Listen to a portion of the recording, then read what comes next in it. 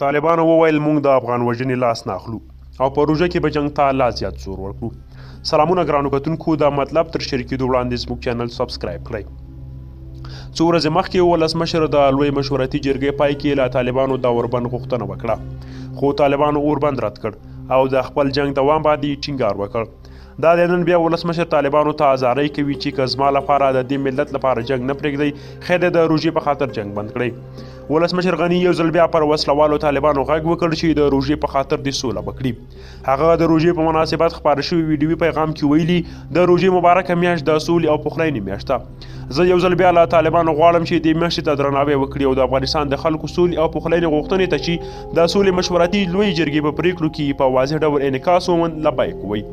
ښاغلي غني په دغه ویډیوي پیغام کې وویل چې د سولې او پخلاینې لپاره له هر اقدام هرکلی کوي او خوښ نه دی چې د هیڅ وطنوال وینې توی شي. مخکې د ملګرو ملتونو ځانګړي استازي تادامیچي یا ماماموتو هم د شخړې له ټولو خوا وغوښتل چې د روژې میاشتې په مناسبت جګړه ودروي، خو د طالبانو ویاند ذبیح الله مجاهد بیا په دې ټینګار کړی چې په روژه کې به لا خپلو حملو ته زور ورکوي. خبره دا ده چې طالبانو 18 کاله جنګ وکړ، داسې خاص څه لاسته راوړنې چا ونه لیدله. نو که طالبان د دې ملت لپاره یو میاشت خپل جنګ ودروي څه به وشي؟